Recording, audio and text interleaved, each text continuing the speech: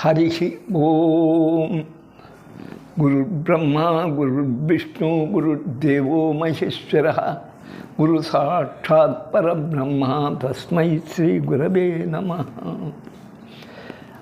ఐంకార హ్రీంకార రహస్యయుక్తాః శ్రీంకార గూఢార్థమహావిభూత్య ఓంకార మర్మ ప్రతిపాదనేభ్యాం నమో నమః శ్రీ గురుపాదుకాభ్యాం.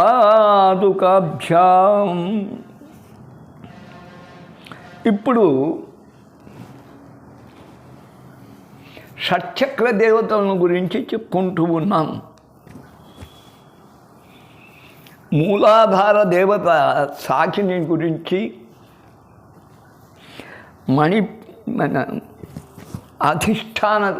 స్వాధిష్టాన దేవత మరి కాకిని గురించి సమగ్రంగా తెలుసుకున్నాం. ఇంకా పరిశోధన కూడా జరగాలి కాకిని దేవత గురించి అని చెప్పడం జరిగింది. ఇప్పుడు మణిపూరానికి వస్తాం. అంటే బొడ్డు. ఓం ప్రియమైన యూట్యూబ్ శ్రోతలారా, యోగశాస్త్రం వల్ల ఇందులోనే నిమిడి ఉంది. శారీరక ధర్మాలు కూడా ఇందులో నిమిడి. ఆసనాలు వేయడంతోనే కాదు, రహస్యము తెలుసుకొని షట్చక్ర దేవతను అర్చించడంతోనే ఆరోగ్య సూత్రాలలో ముడిపడినాయి. ఇప్పుడు మణిపురానికి వెళ్తాం. ఓం ఐం హ్రీం శ్రీం లాం. లం అంటే చాలు, మా వాళ్ళు చేసే పని ఇట్లుంటాయి. లం పృథ్వీయం గనక ఈ బొడ్డు చుట్టూ కండ తిరిగి వస్తుంది కాబట్టి లం అంటే మాంసం కూడా గనక ఐం హ్రీం శ్రీం కాకుండా లం వేసుకున్నాడు పృథ్వీయం. పోతే హంస సోహం. ముఖ్యంగా ఈ యోగశాస్త్రంలల్లా హంస ఆడుతూ ఉంటుంది. అదే గాయత్రి అనవచ్చు. ఉచ్ఛ్వాస నిశ్వాసాలు నువ్వు ఎంచుకోలేవు, అవి జరుగుతూ ఉంటాయి. అది వేశాడు హంస సోహం. ఆ హంసే నేను, ఆ పరమాత్మనే నేను అనేది. మణిపూరకాధిష్టాన దేవత జై నమః. మళ్ళీ లాచిని సహిత విష్ణు స్వరూపిణ్యై నమః.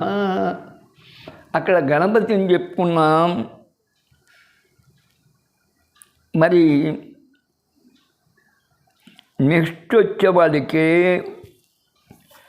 వైదిక మతం కనుక బ్రహ్మస్వరూపిణిని చెప్పుకున్నాం. స్వాధిష్టానికి వచ్చేవాడికి ఇక్కడ లాకినితో కూడినటువంటి విష్ణు స్వరూపం నాభిలో. శ్రీపాదుకాం పూజయామి తప్పామి. ఇదే మణిపురాన్ని గురించి లలితా సహస్రనామం ఏం చెప్తుందో చూడండి. మణిపూరాబ్జనిలయ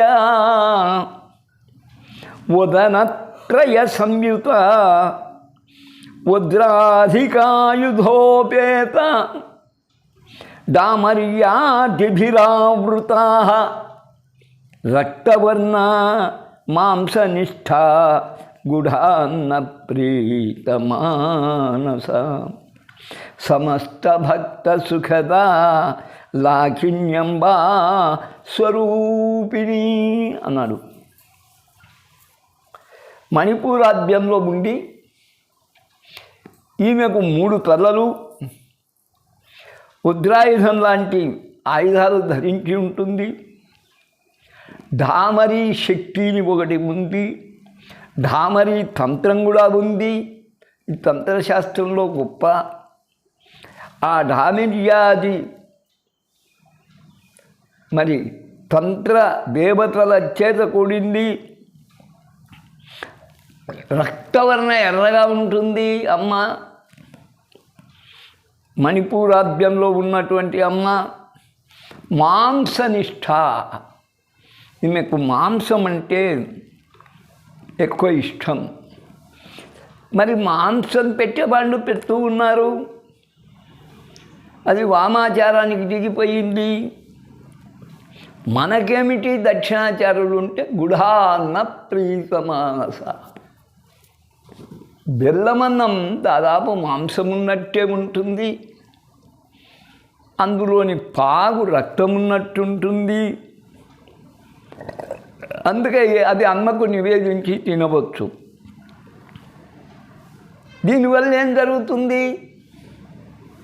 నాభికి సంబంధించిన వ్యాధులు, కడుపు నొప్పులు అవి రావు.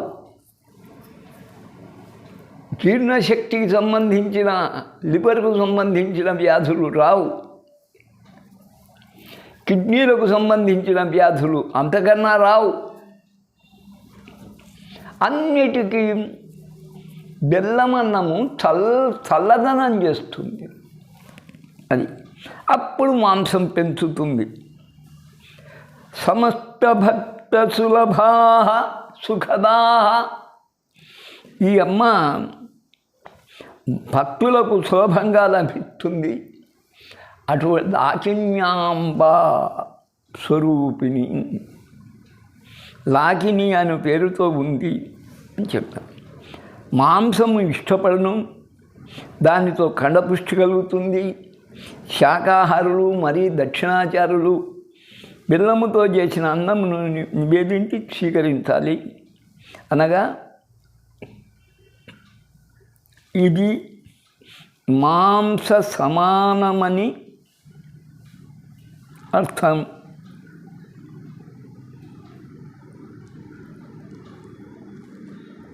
మాంసంతో సమానమవుతుంది. ఇది నాభిస్థానం. కడుపు నొప్పులు రావు. ఇక పైకి పోదాం. అనాహతం. ముఖ్యంగా ఇక్కడ ఇంపార్టెంట్ అయినవి రెండు ఉన్నాయి. ఒకటి గుండె ఆగిపోయినా శరీరం నిలిచిపోతుంది. రెండోది ఊపిరితిత్తులు పనిచేయకుండా కరోనా వ్యాధి లాంటి వ్యాధులు ముసురుకొని చనిపోతారు.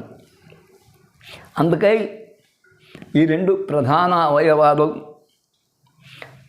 ఓం ఐం హ్రీం శ్రీం రామ్ అంటాడు. రమ్మన్నా సరిపోతుంది. ఇది దాదాపు అగ్నిబీజం. ఇక్కడ రాకిని ఉంది. రామ్ హంస శివస్సోహం. ఇక్కడ ఎక్కువ చెప్పాడు. మన ఆత్మయే హంస, దానికి శివుడు తోడవుతాడు. ఆ శివుడు నేను ఒకటే అని చెప్పేదే దీని లక్షణం. అనాహత అధిష్ట దేవతాయై రాకినీ సహిత సదాశివస్వరూపం నే నమః. సదాశివస్వరూపిణ్యం శ్రీపాదకాం పూజయామి తర్పయామి నమః. అనాహతాభ్యనిలయా శ్యామాభా వదనద్వయా దముష్ట్రోజ్వలా అష్టమాలాధితరా రుధిర సంస్థిత కాళరాత్ర్యాదిశక్తౌధవృత స్నిగ్ధౌదన ప్రియ మహావీరేంద్రవరద రాకిన్యాంబా స్వరూపిణి. అనాహతాబ్జనిలయ. అనాహతం, ఆహతం కానిది, కొట్టబడదనిది, అది నిరంతరము పనిచేస్తూనే ఉండేవారు. ఆ గుండె అనాహతంలో ఉంటుంది. శ్యామాభ నల్లగా ఉంటుంది. వదనద్వయ ముఖాలు తగ్గుకుంటూ వస్తున్నాయి. 5 నుంచి 4, 3, 2 ముఖాలు. దంష్ట్రోజ్వల కూరలు ఉంటాయి ఈ అమ్మకు. అష్టమాలాధిధర అష్టమాల ధరించి ఉంటుంది. రుధిర సంస్థిత రక్తంలోనే తేలియాడుతుంటుంది. కాళరాత్ర్యాది శక్తౌధవృత కాళరాత్రి ఎవరో తెలుసు, మహాకాళి. అలాగనే నవదుర్గల్లో 7వ రూపం శక్తౌఘవృతా కాళరాత్ర్యాది శక్తులతో కూడింది. స్నిగ్ధౌదన ప్రియ మెత్తని అన్నం తీసుకోవాలి. గుండె జబ్బు గలవాడు సులభంగా జీర్ణం కావాలి. అది రక్తంలో త్వరగా చెడిపోవాలి. కొందరు పాలన్నం అని చెప్తున్నారు, మరీ మంచిది. మహావీరేంద్రవరద మహావీరులు ఎందరో ఉన్నారు యోగినిగడం, వాళ్ళకల్లా బోరం ప్రసాదిస్తుంది ఆ రాగిణ్యాంబా స్వరూపిణి. మరి బెల్లమన్నం తింటే చాలు, ఎంత సులభోపాయమో చూడండి. బెల్లమన్నం కాదు, పాలన్నం, మెత్తన అన్నం తింటే గుండె జబ్బులు రావు, ఊపిరితిత్తులు కూడా చెమ్మజేరదు. ఈ రాగిణి దేవత రక్తం నందుండు, ఈమె గుండె కాపాడుతుంది. ఈమెకు పాలన్నం అంటే ఇష్టం, లేక మెత్తని అన్నం సమర్పించి భుజించవచ్చు. ఈమె దయతో గుండె జబ్బులు రావు. ఇప్పుడు వస్తుండేదే అది. ఇక విశుద్ధానికి వెళుతాం. ఓం ఐం హ్రీం శ్రీం మామూలే డాం డాం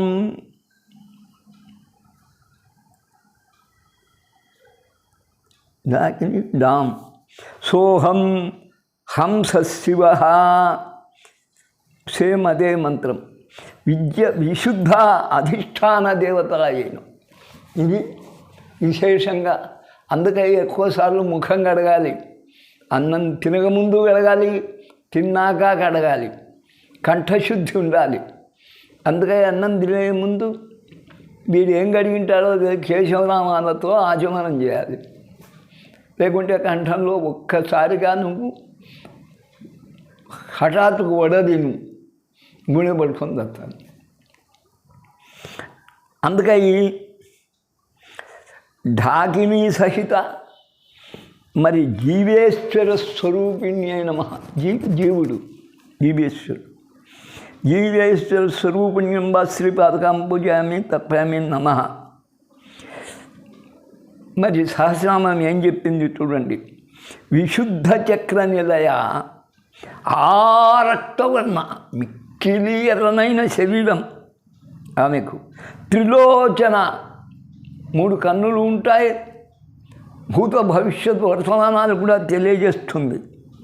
ఖట్వాంగాది ప్రహరణ ఆయుధాల్లో ఖట్వాంగమని అంటే పుచ్చ పట్టుకొని కింద కట్టె ఉంటుంది. వదనైక సమన్విత ఒకే ముఖం. అందుకయ్యే ముఖముఖ దేవతతో ప్రారంభించినారు మన లలితా సహస్రనామం. వశిన్యాది దేవతలు వాళ్ళకే కంఠస్థానం. అక్కడి నుంచి ఏకముఖ అయినటువంటి దేవత ఉంది కాబట్టి అక్కడి నుంచి కిందికి వెళ్ళారు. ఇట్లా వెళ్ళి మళ్ళీ ఆజ్ఞకు వచ్చారు. ముఖముఖం గనక పాయసాన్న ప్రియ. ఈమె కూడా పాయసం అంటే ఇష్టం. ఏ పాయసం అని మళ్ళీ ప్రత్యేకంగా లేదు. బియ్య పాయసం చేయొచ్చు, శనగబేళ్ల పాయసం చేయొచ్చు, పెసరబేళ్ల పాయసం చేయొచ్చు. త్వక్స్థ చర్మంలో ఉంటుంది. పశురోగ భయంకరి అనే పాశవిక శక్తులు ఆమె ముందు నిలిచలేవు. అమృతాది మహాశక్తి సమృత, అమృత శక్తి. ఇదెల్ల విశుద్ధం, అమృతస్వరూపమే. అమృతాది మహాశక్తులు ఉంటారు. ఆమె ఢాకినీశ్వరి, ఢక్కాలో ఉంది. ఇది అది ఇప్పుడు బంగ్లాదేశ్కి పోయింది. అందుకని బంగ్లాదేశ్లో ఎక్కువ కరోనా సోకలే. అక్కడికి మన జయేంద్ర సరస్వతి పోయి పూజలు చేయించి వచ్చాడు. వాళ్ళకి ఎవరికి సోకలే. వాళ్ళంతా ఆయన నిర్యాణం అప్పుడు అందరూ 5,000 మంది ముస్లిమ్స్ వచ్చారు బంగ్లాదేశ్ వాళ్ళు కంచికి. ఈమె చర్మమును రక్షిస్తుంది. స్కిన్ డిసీజెస్ ఎక్కువ ఉన్నాయి ఇప్పుడు. అది ఒక తాయాన ఆయుర్వేదకు తప్ప ఇంగ్లీషు మందులతో లొంగడందా. మరి ఆమెకు పాయసాన్నం తింటూ వస్తే అది క్రమంగా తగ్గుముఖం పడుతుంది. ఏ పాయసాన్నైనా స్వీకరిస్తుంది. ఈమె జపంతో సకల చర్మ వ్యాధులు నయమవుతాయి. ఇంకా లాస్ట్ చక్రం మిగిలింది. ఓం ఐం హ్రీం శ్రీం హాం హంస శివ సోహం. హంసే శివుడు, సోహం నువ్వు. హంస శివ మళ్ళా ఆజ్ఞాధిష్టాన దేవతాయై, ఆజ్ఞాచక్రంలో అధిష్టానం. హాకినీ సహిత పరమాత్మ స్వరూపిణ్యై, అది ఆత్మస్వరూపం, ఇది పరమాత్మ స్వరూపం. ఇది ఆత్మస్వరూపం పరమాత్మస్వరూపిణ్యం శ్రీపాదకాం పూజయామి తర్పయామి నమః. సహస్రనామం. ఆజ్ఞాచక్రాబ్జనిలయా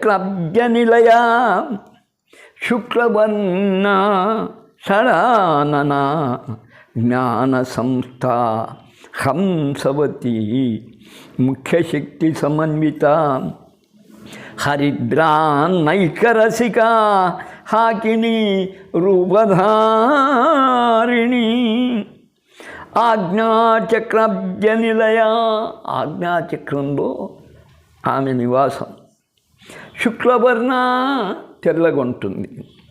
షడానన కింది నుంచి ఇక్కడికి పోయి 5 ముఖాలు నిలిచినాయి. ఇప్పుడు ఇక్కడికి 6వ ముఖం, 6 ముఖాలు గల దేవత. మధ్యా సంస్థ, ఎముకలు కాదు గట్టిగా ఉండాల్సింది. ఎముకలో మధ్య తగ్గిపోయినా అది పేరబడినా ఇరిగిపోతాయి. ఆ మధ్యలో ఉంటుంది. హంసవతి ముఖ్యశక్తి సమన్విత. హంసవతి అందుకయ్యే పరమాత్మ స్వరూపంగా హంస ఎగిరిపోయిందంటాం. ఆ హంసవతితో కూడి ఉంటుంది. హరిద్రాన్నయిక రసిక, పసుపు అన్నం, దాన్నే చిత్రాన్నం. నిమ్మకాయలు పిండి చేసేవాళ్ళు ఉంటారు, చిగురుతో చేసేవాళ్ళు ఉంటారు, మామిడికాయ పిండి చేసేవాళ్ళు ఉంటారు. మొత్తం పసుపు ఎక్కువ ఉంటుంది. హరిద్రం అంటే సమస్త రోగాలు పోగొట్టు. హాకిని రూపధారిణి, ఆమె హాకిని.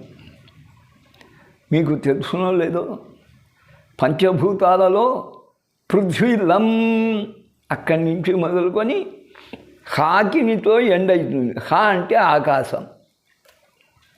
అలా చెప్పున్నాం. ఆజ్ఞాచక్రంలో ఉన్న దేవత ఎముకలోని మధ్యలో ఉంటాయి. ఈమె పసుపన్నం చిత్రాన్నం ఇష్టం నివేదించిన. ఎముకలు గట్టిగా ఉంటాయి. ఇంతటితో షట్చక్రాలు ముగిసినాయి.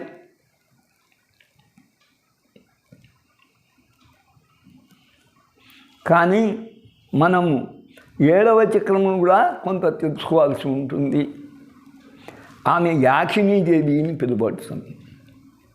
సర్వోదన ప్రీత చిత్త, ఆమె లలిత, ఆమె కామేశ్వరి, ఆమె రాజరాజేశ్వరి, ఆమె త్రిపురా పరమేశ్వరి. సహస్రదళ పద్మంతో ఉంటుంది. శుక్లమునందుండును, అక్కడి నుంచే శుక్లము ఉత్పత్తి అయ్యేదిరా నాయన. మానసిక రోగులకు సంతానం కలగడం కష్టము అని చెప్తూ ఉంటాను. శుక్లం ఉత్పత్తి అక్కడై వృషణాల్లో చేస్తుంది. శుక్లమునందుండును. ఈమె సర్వాహారాలు స్వీకరించును. ఈమెను సేవించిన వీర్యవృద్ధి, వీరత్వం కూడా పెరుగుతుంది, శూరత్వము పెరుగుతుంది, ధైర్యము పెరుగుతుంది, సత్సంతానము లభిస్తుంది. మూలాధారమున బౌద్ధ మతం అని చెప్పుకోవాలి, భావించవచ్చు. వారి ఆరాధ్య దేవత తార. రెండవ చక్రం వైదిక ధర్మం, అది సృష్టి స్వరూపం యోని బ్రహ్మ అధిపతి సరస్వతి. మూడవ చక్రం మణిపూరకం, అక్కడ విష్ణువుని చెప్తాం కానీ శివుణ్ణి కూడా దర్శించవచ్చు, శైవ సందర్శనం అవుతుంది, శైవ మతం. నాలుగవది అనాహతం, ఇక్కడ సూర్య సందర్శనం అవుతుంది, సౌరమతం. ఐదవ చక్రం వైష్ణవ చక్రం, ఇది. 6 ఆజ్ఞాచక్రం శాక్తేయం భువనేశ్వరి, అక్కడనే వారాహి ఆజ్ఞలు ఇస్తుంటుంది. ఇంతటితో సప్తచక్రం సంగ్రహంగా మనం ముగించాం. ఇది యోగ మార్గంలో ఇంకా అనేక విషయాలు తెలుసుకోవచ్చు. ఈ 6 చక్రాలు ఓంకారనాదంతో కానీ హ్రీంకారనాదంతో కానీ కుండలిని శక్తిని మేల్కొల్పి సుషుమ్నా నాడి ద్వారా ఆ పక్క ఇలా పింగళ నాడులు ఉంటాయి, ఒకటి శుద్ధ రక్తం, ఒకటి చెడు రక్తం గుండెకు పోతాయి. సహస్రారం చేర్చడమే యోగశాస్త్రంలోని ప్రక్రియ. ఈ కుండలిని శక్తిని తీసుకుపోయి అక్కడ కామేశ్వరునితో కలపాలి, సర్వేశ్వరునితో కలపాలి. ఇది ప్రక్రియ. వైష్ణవులు కూడా ఇదే ప్రక్రియ. 7 శిఖరాలు, 6 శిఖరాలు దాటి 7వ కొండ ముచ్చటగా ఎక్కుతే అదే సహస్రారం, అదే సుదర్శనం, దాంట్లో వెంకటేశ్వరుడు ఉన్నాడు. అది ఒక రహస్యం. వైష్ణవులు అలా సుదర్శనంగా భావించాలి. సుదర్శన యాగమని మహావిష్ణువునికి ఇష్టం. ఆయన చక్రల్లా చక్రంలోనే ఉంది. అలాగనే శైవులం, శాక్తేయులం పద్మంగా భావిస్తాం సహస్రం. దీన్ని చేరుకునేదానికి ఆదిశంకరుడు మార్గం సూచించాడు. ఆ మార్గం కొంచెం మీకు నేను సూచిస్తాను, ప్రయత్నం చేయండి. యోగం వలె ముందు దిందే వెన్నెంక 83 అయినా నాకు నిలుస్తుంది.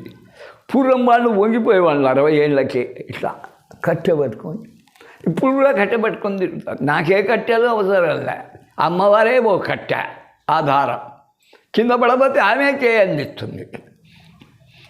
ఒక్కసారి అపాన వాయువులు ఏదన్నా ఉంటే పోతాయి. చెడు వాయువుతో పైకి పోకూడదు, శుద్ధ వాయువుతో పోవాలి. ఈ వాయువు ఇంకా జాగృతమై ఇక్కడికి వెళ్తుంది. ఆ వాయువే దాన్ని ఎగరగొట్టేది. ఇప్పుడు చూడండి, కూర్చోండి, ఎట్లా అనుకోండి. ఇప్పుడు ఈ చక్రం మూలాధారం ఇట్లా పట్టుకోండి. హరి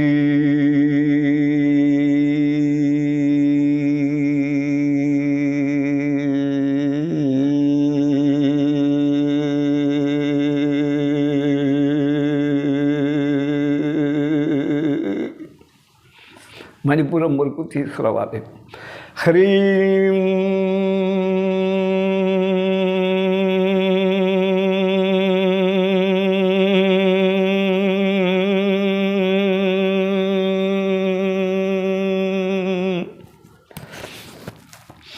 హ్రీం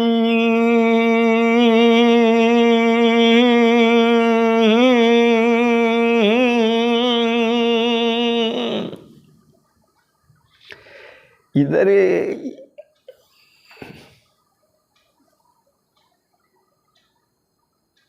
అక్కడ ప్రశాంతంగా ఆగి ఆ అర్ధనారీశ్వర తత్వం పార్వతీ పరమేశ్వరులను సందర్శించుకొని మళ్ళీ చిన్నగా రండి.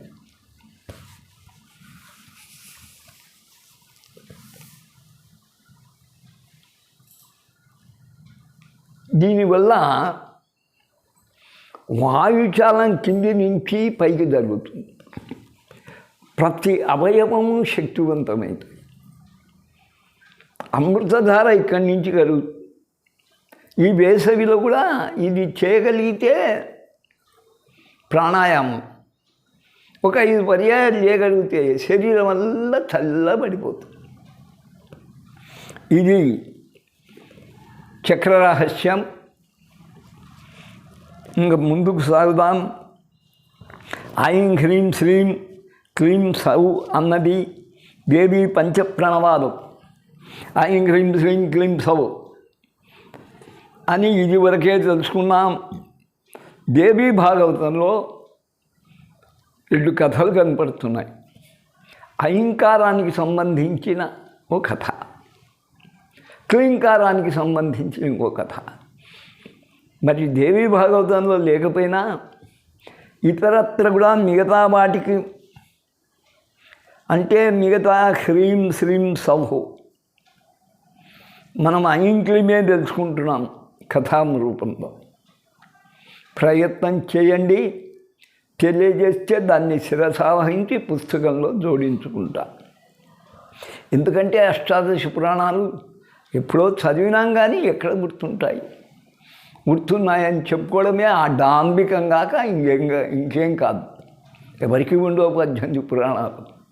గట్టిగా నిలేసి వాడిని దుర్యోధనాదుల 100 పేర్లు చెప్తా అంటే వాడు చెప్పలేడు. 18 పురాణాలే ఆడ గుర్తు పెట్టుకుంటాడు. అసంభవం. ఏది ఎట్లయినా మనం ఇప్పుడు హ్రీం శ్రీం సౌ అన్నది దానికి సంబంధించిన కథలు దేవీ సాహిత్యంలో, భాగవతంలో, దేవీ భాగవతంలో కనబడడం లేదు. మీరు తెలియజేస్తే ముద్రణకు స్వీకరించుకుంటానని తెలియజేస్తూ, ఎవరికన్నా తెలిసింటే వెంటనే తెలియజేయండి. పుస్తకం త్వరలోనే ప్రింటింగ్కి ఇస్తున్నాం. అది మోహన్ బుక్ డిపో వాళ్ళు అంగీకరించారు, వాళ్ళు స్వీకరిస్తున్నారు కనుక నాకే పారితోషికం పనిలేదు. నేను డబ్బు అంటే తీసుకునేవాడిని కాదు, ఫ్రీగానే వాళ్ళకి ఇస్తున్నా, ప్రింట్ చేసుకుంటారు. ఇకపోతే ఐంకారం గురించి ఒక కథ ఉంది, శ్రద్ధగా వినండి. వ్యాసుడు జనమేజయునితో కథలు చెప్తూ ఉన్నాడు. మునుపు నేను నైమిషారణ్యానికి వెళ్ళానయ్యా. నాకు వైశంపాయనుడు అనేవాడు వ్యాసుని శిష్యుడు జనమేజయునికి భారతం వినిపించాడు. వ్యాసుడు కుమారుడైన శుకుడనే మహర్షి మరి పరీక్షిత్ మహారాజుకు, అభిమన్యుని కొడుకు, ఆయన 7 రోజుల్లో పాము కాటుతో మరణిస్తాడంటే 7 రోజుల్లో సప్తాహం అంటాను దాన్ని. భాగవత కథల్లా ఇన్నాడు శుకమహర్షితో. అది విష్ణు భాగవతం, దేవీ భాగవతం కాదు. మరి వ్యాసుడే స్వయంగా జయమేజయునితో,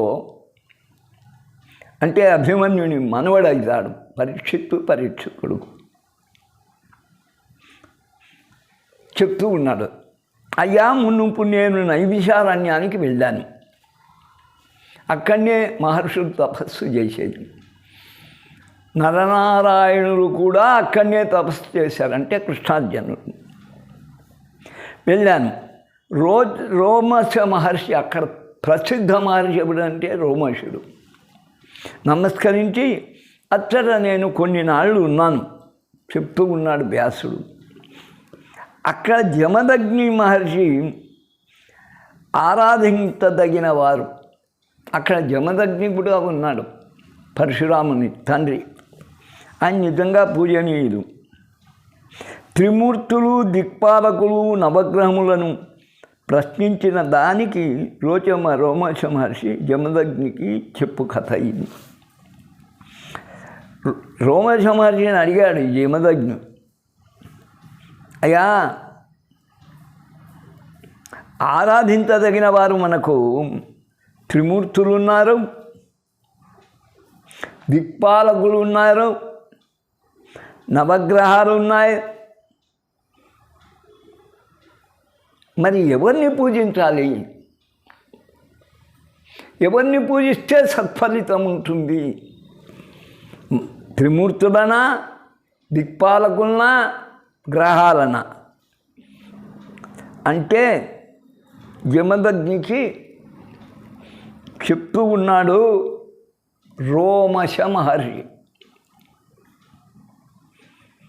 మునీంద్ర, ఆశ్రిత కల్పవల్లి వరదాయి, నువ్వు చెప్పిన వాళ్ళలో ఎవరూ సమర్థులు గారు, శాశ్వత సుఖమైన జీవితాన్ని ప్రసాదించలేరు, ఇహపరాలు రెండు అందించరు.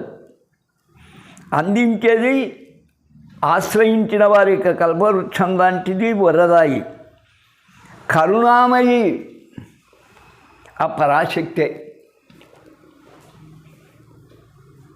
ఆమె సకల జనులచే ఆరాధ్యురాలు.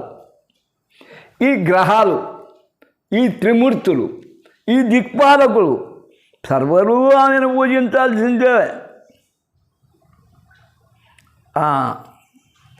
మనసులో ఒక్క మారు తలిస్తే చాలు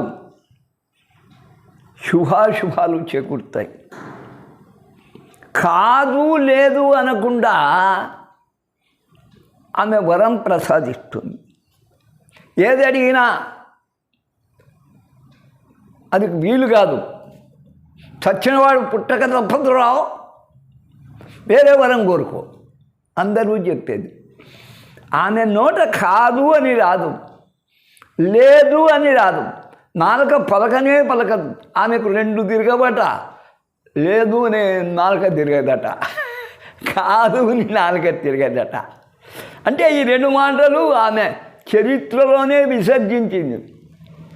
కాదు లేదనకుండా ఏ వరమైనా ప్రసాదించే శక్తి, అభీష్టములల్లా నెరవేర్చేది ఆ మాతయే. దీనికి నేను ఇంకో కథ జోడిస్తా. ఎట్లా అయితే అయింది టైం, ఇదేం కొంప చేరేట్టుగా నాకు కనపడలే. పౌర్ణిమ రోటికి కాకుంటే చతుర్దశి రోజుకి అయిపోవాలా, చతుర్దశికి అనుకున్నాను, కనపడలే. అందుకని మనం చెప్పక తప్పదు. ఓ కథ ఉంది, ఇంతకుముందు ఎపిసోడ్లలో చెప్పి ఉండొచ్చు. విక్రమార్క విజయం అనే దాంట్లో ఈ కథ ఉంది. ఏమిటది? గర్గుడు అనే మహర్షి అరణ్యంలో ఏకాంత ప్రదేశంలో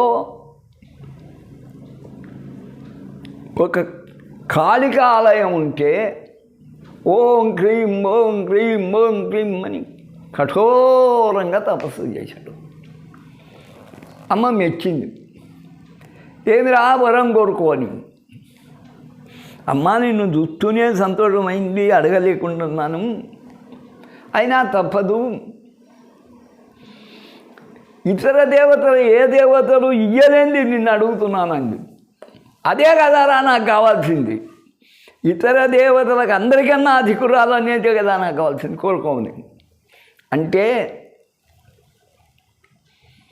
చచ్చిన వారిని బ్రతికించే విద్య మృత సంజీవిని శుక్రాచార్యుని కడ ఉన్నిందట. నేనే అలా కాదు, లోకంలో మానవుల్నే కాదు పశుపక్ష్యాదులట్టాడివి చనిపోతే కూడా బ్రతికించే శక్తి నాకు ప్రసాదించు, దానితో నేను లోకోపకారం చేస్తాను అన్నాడు. నిజంగా ఇది సృష్టికి విరుద్ధం, యమధర్మరాజుకు విరుద్ధం. అడిగినాడు. మరి మహావిష్ణువును ఒకసారి గమనించండి. హిరణ్యకశిపుడు వరాలు కోరినాడు. ఏ రాక్షసుడు మొదలు కోరేది నాకు మరణము లేకుండా జరామరణములు ముసిల్తనం ఉండకూడదు. మళ్ళీ ముసలితనం వచ్చి ఏం చేస్తావు? బతికిండు కూడా కళ్ళు పోయి ఇప్పుడు నా దురవస్థ. నేను ఆనందంగా ఉన్నానని అనుకోలేను. ఒట్టిది నన్ను చూచేవాళ్ళు ఎవరు లేరు, ఒక జగజ్జనని తప్ప. నిద్రపుచ్చేదానే, ఇంత తినిపించేదానే, జీర్ణం చేసేదానే, అన్నీ ఆమె మీద పడ్డాయి. తల్లి కనుక తప్పదు. అందుకని అమ్మవారు ఆలోచించలే, తథాస్తు అలాగనే. కానీ ఇదో ఈ మండ ఇస్తున్నా, ఈ రెమ్మ మండ అని కొందరు అంటారు, చెట్టు కొమ్మకు రెమ్మ, ఈ రెమ్మ ఇస్తున్నా. ఇందులో ఆకులు వాడవు, ఎండిపోవు. ఈ ఆకురసము పిండితే చాలు. జంతువు మీద పిండు, పక్షి మీద పిండు, చీమ మీద పిండు, చనిపోయిన దేని మీద పిండినా నువ్వు అడగలే. అది పూర్వము యొక్క యవ్వనాన్ని ధరించి జీవిస్తుంది. మళ్ళీ పండు లేక కండు లేక చచ్చిపోయి అది జీర్ణమైన శరీరంతో చచ్చిపోయినా దాన్ని బతికించే లాభం. నన్ను ఎందుకు బతికించావయ్యా? నా కళ్ళు కనపడదు, నా కూడు పెట్టేది, నా కొడుకు తూకమై, నా కోడ తూకమై నన్ను చంపినారు, ఎందుకు బతికించినావు అని అడుగుతాడు. అలా జరగకుండా నీకు అడగని వరం ఇస్తున్నారా? ఈ ఆకు పసురు పిండితే చచ్చినవాడు పూర్ణ యవ్వన దేహుడై 16 ఏళ్ళ యువకునిలాగా నూతనే తేజంతో జీవిస్తుగాక. బ్రతికించినను నిన్ను నన్ను 10 కాలాలు స్మరిస్తాడు, భజిస్తాడు. అంతగానే కావాల ఇస్తున్నా, తీసుకో. ఇదో ఈ మండ, ఇది వాడదు, ఎండదు. ఈ రెమ్మల నుంచి నువ్వు ఆకు కరేపాకు దూసుకున్నట్టు దూసుకో. పసురు విండు, చచ్చింది బతుకుతుంది. మళ్ళీ ఈ ఆకులు వస్తుంటాయి. ఇది ఎండదు, వాడదు, వాసన కోల్పోదు, తేజాన్ని కోల్పోదు. ఇది జాగ్రత్తగా పెట్టుకోరా అని ఇచ్చిందమ్మ. ఇంకా చెప్పింది, దొంగలు ఉన్నారు జాగ్రత్త కదా. మనం జానపద చిత్రాల్లో వీరు తెచ్చుకుంటే మన చెప్పులు, చాపలు ఇవెల్లా లేచిపోయినట్టు, తొడిగితే మాయమైనట్టు, ఎక్కడికి కావాలంటే రత్నకమ్మలు కప్పుకుంటే చేరినట్టు, ఇతరులు తస్కరిచ్చే పాతాళ భైరవి జై అని మాంత్రికుడు అన్నా పలుకుతుంది, ఏం తెలియని అమాయకుడు అడిగినా పలుకుతుంది. అందుకని ప్రమాదం ఉంది కనుక ఇది ఎవరికి కనపడకూడదు, నీకు మాత్రమే కనపడుతుంది అని వరమిచ్చింది. ఇంతకన్నా చప్పట్లు కొట్టాలి పెద్ద సభకి. ఏ జగజ్జనని వరం ఇస్తుందో చెప్పండి. ఇచ్చింది. సరే, బాగుంది. వాడు ఊరికి పోతున్నాడు, ఇంకా ఆశ్రమానికి. అరణ్యం దాటినాక మన ఆశ్రమం ఉంది, గార్గేయుని. పోతూ ఉంటే ఒక్కింటికి వచ్చింది. ఊరు కనపడుతుంది. కొంచెం పోతే ఎప్పుడైతే వెళ్ళిపోతాడు. మరి అల్పాచమానం చేయడానికి పక్కకు పోయినాడు, మూత్ర విసర్జన. పొదలో దాని కింద ఒక పులి చచ్చిపోయి పడింది. పులిని వానికి తెలియలేదు.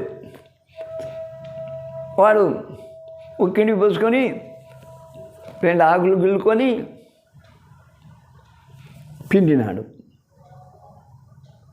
అంతకుముందు వానికి డౌట్ వచ్చింది, సందేహం. ఏమని? ఇది వాడకుండా ఎన్ని రోజులు ఉంటుంది?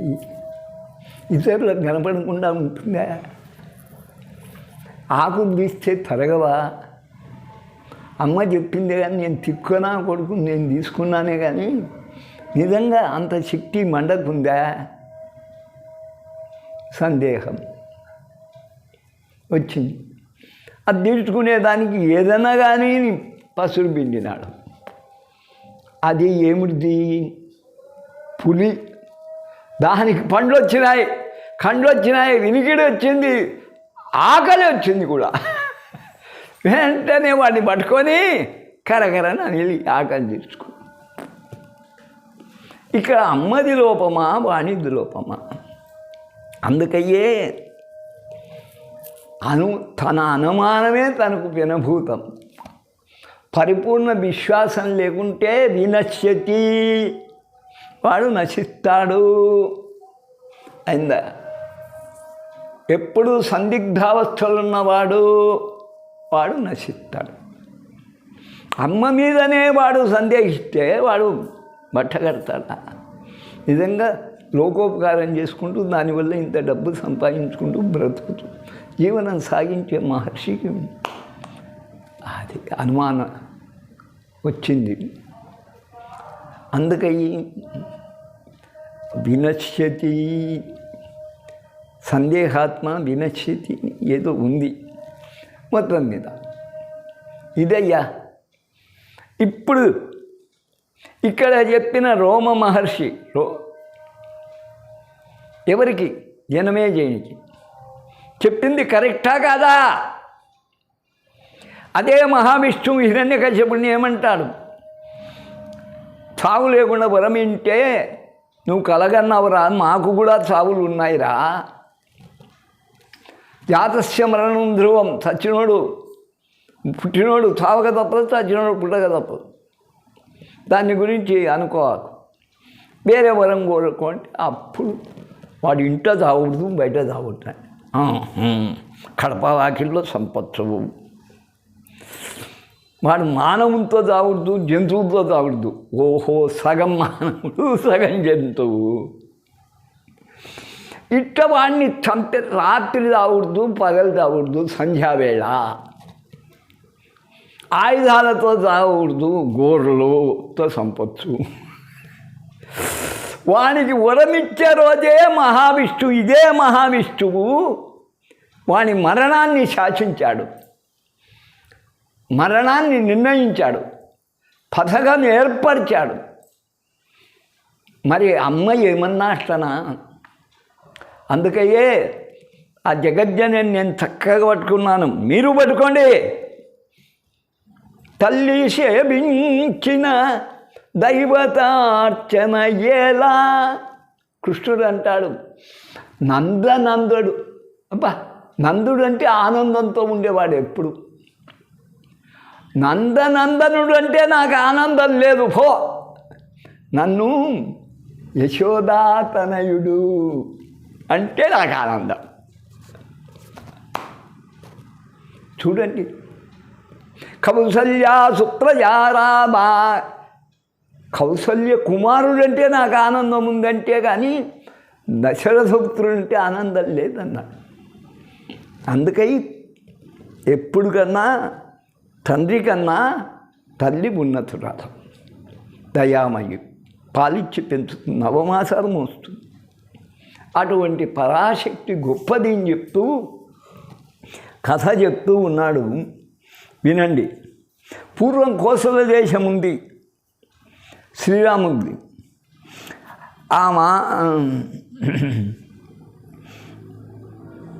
అక్కడ దేవదత్తుడనే బ్రాహ్మడు ఉన్నాడట. అతనికి సంతానం లేదు. ఆ తమసా నదీ తీరంలో ఒక యజ్ఞం చేయదలిచాడు. సరయునే కాదు, తమసానికి కూడా ఉంది కోసల దేశంలో. పుత్రుడు లేక అందు సుహోత్రుడు బ్రహ్మే, యాజ్ఞవల్కుడు అధ్యక్షుడైనాడు, బృహస్పతి హోత అయినాడు, పైలుడు ప్రసోత, గోభిలుడు ఉద్ఘాత. ఇందు గోభిలుడు సామగానం ఒప్పుకున్నాడు. దేవతలు ఆయన గానానికి అందరూ మైమర్చిపోవాల్సిందే గోభిలునికి. యజ్ఞకాలమున ఈ గోభిలునికి ఏమైంది? చక్కగా పాడేవాడు, పొరబోయింది. ఎవరికైనా జరుగుతుంటుంది, మధ్య పోతుంది అది చెప్పకుండా. పొరబోతే స్వరం దొంత గతి తప్పింది, మళ్ళీ సవరించుకున్నాడు. యజ్ఞం ముగిసింది, అందరికీ సన్మానం చేస్తున్నాడు. ఈ గోభిరుడి వంతు వచ్చింది. ఆ బ్రాహ్మడు చేస్తున్నటువంటి బ్రాహ్మడు ఊరిక ఉండలే. పిచ్చి బ్రాహ్మడా, ఎంత పని చేశావయ్యా, ఎంత ఖర్చు పెట్టుకొని పుత్రుని కొరకు నేను యాగం చేస్తే నువ్వు దగ్గుకుంటూ పిత్తుకుంటూ ఉమ్ముకుంటూ యజ్ఞం చేస్తే ఎట్లుంటుందో చూడు. సామగానం కదా ఒప్పుకున్నావు, ఈ భ్రష్టం పట్టించు కదయ్యా అని దూషించాడు. గోభిరుడు అన్నాడు కదా, ఉచ్ఛ్వాస నిశ్వాసాలు ఎవరి అధీనంలో లేవు, మూఢులు మూర్ఖులు అంటావురా నన్ను, మీకు అలాంటి మూర్ఖుడే పుత్రుడుగా కలుగ్గా కానీ శపించి వెళ్ళిపోయినాడు. అన్నట్టే అలాంటి వాడే పుట్టాడు దేవదత్తునికి. మరి ఎంత ప్రయత్నం చేసి ఎందరిని పెట్టించి ఎన్ని విద్యలు నేర్పించాలన్నా వాడికి నత్తి ఒకటి ఏమి రాదా, తిక్క తిక్క గీరుకుంటూ బరుక్కుంటూ కోతి చేష్టలు చేసుకుంటూ పెరుగుతూ వస్తున్నాడు. లోకం అనుకుంది, అబ్బా ఎంత ఖర్చు పెట్టి తిక్కబాబు అనే యజ్ఞం చేశా, అబ్బా ఎంత మంచి కొడుకును కన్నాడబ్బా అని అన్నాడు మొదలెట్టాడు. అది చిన్నపిల్లకాయ మీద ప్రభావం చూపింది. వాడు అనుకున్నాడు, ఇలా మందెల్లో నన్ను తిచ్చిపోతుంటే ఇక్కడ ఉండే బదులు నేను అరణ్యం పోయి తపస్సు చేసుకుంటా అని అక్కడికి వెళ్ళి 4 ముందర బాతి ఒక గుడి చేసుకొని స్నానం చేసి రావడం, కూర్చోవడం, కళ్ళు మూసుకోవడం ఏదో స్మరిస్తుండడం. వానికి తపస్సు అంటే తెలియదు, ఏం తెలియదు. అటువంటి సమయంలో అందరూ వాడు నిజాయితీగా మాట్లాడతాడు. సత్యవ్రత అని పిలిచడం మొదలెట్టాడు. వానికి నిజంగా అమ్మ అనుగ్రహించవలసిన సమయం వచ్చింది. ఒక పంది బోయవాడు కొడితే అది పారి వచ్చి ఈ సత్యవ్రతుని కుటీరానికి ఎదురుగా ఓ పొదలో దూరింది. అది అరుస్తుంది కదా, ఐ ఐ అని అరిచి ఆ బాధతో మూలుగుతూ సొలిసిపోయింది. అప్పుడు ఈ బోయవాడు వచ్చాడు. అయ్యా సత్యవ్రత నిజం చెప్పు, 4 రోజులైంది పస్తున్నాను, ఎట్లయినా నాకు ఆ పందిని చూపి నాకు పాపం రాలేదులే, అది మాకు ఆహారము, భార్యాపిల్లలం బతుకుతాము, అది సత్యం పలికేవాడిని కదా, ఇట్లనే వచ్చింది ఎక్కడ దూరింది అని చెప్పమన్నాడు. వాడు అది అరిచింది కదా, ఇట్లా నా నెత్తి బతుకొని ఐ అన్నాడు. అమ్మవారి మీద వెళ్ళింది ప్రత్యక్షం. ఇదో ఋగ్వేద, యజుర్వేద, సామవేద, ధనుర్వేద, రాజ విద్యలు బ్రహ్మ విద్యలు అన్నీ నేర్పింది అమ్మ. అదృశ్యమైంది. ఏమి స్వామి కళ్ళు మూసుకుంటుంది, ఏం చెప్పకపోతుంది, 4 రోజులు పస్తున్నా స్వామి, నువ్వు సత్యం చెప్తానని కదా అంటే, ఏదిరా సత్యం, నువ్వు సత్యమా, నేను సత్యమా, ఆ చెట్టు సత్యమా, ఆ పంది సత్యమా, అది చూపిస్తుంది అని తెలియదు. ఆ పంది సత్యమా, ఎవరు సత్యం? సత్యం అనగా శాశ్వతమైనది, అతిక్రమించరానిది. సత్యమును పాటించేదానికి సత్యం మాట్లాడవచ్చు, సత్యం ఆచరించాలి అంటే మహా కష్టం.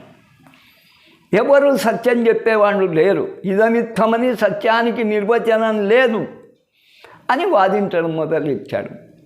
వానికి ఆ బోయోనికి కిరాతకునికి ఒక్క ముక్క అర్థం కాలే. స్వామికి ఈరోజు పిచ్చి ముగిసిపోయింది అని వెళ్ళిపోయాడు. వీడు నేరుగా గ్రామాల్లో విద్య ప్రకటించడం మొదలెట్టినాడు. తల్లిదండ్రులు వచ్చి ఇంటికి తీసుకుపోయినారు. ఏ విద్య పరీక్షించినా ఆ విద్య సునాయాసంగా చెప్పాడు. అప్పుడు అనుకున్నారు, శాపగ్రస్తుడైన వానికి కూడా ఐం అని పూర్ణానుస్వారంతో ఉచ్చరించకున్నా కేవలం ఐంతోనే అమ్మ సకల విద్యలు ఇచ్చింది అని ఆనందపడినారు. అది అహంకార బీజం. అలాగనే ఒక పిల్లకాయ వాళ్ళ అమ్మను ప్రేమగా అయ్యే అని పిలుచుకుంటే అప్పుడు నెయ్యిని అయ్యే అనేది వాళ్ళు అయ్యి పెట్టంటే నెయ్యి పెట్టమని. వీడు కూడా పిల్లకాయ అమ్మను అయ్యి కాదు మళ్ళా ఈ అని ఉచ్చరించడం మొదలెత్తితే 12 ఏళ్ళకే చచ్చాడు. వాడి కళింగ మహారాజు అయినాడు, మరు జన్మలో కుబేరుడు అయినాడు. మరి అక్కడ అయ్యి కూడా కాదు, అయ్యం అంతకన్నా కాదు, అయ్యి అనడంతోనే ఆ పరాశక్తి, ఆ మహాసరస్వతి వాణ్ణి కుబేరుణ్ణి చేసి నవనిధులు అప్పచెప్పిందంటే అహంకార బీజ అక్షర మహిమ ఎంతటిదో మీరు ఈరోజు తెలుసుకున్నారు. ఓం తత్సత్. సర్వే సుజనా సుఖినో భవంతు. రేపు క్లీంకార మహిమ తెలుసుకుందాం.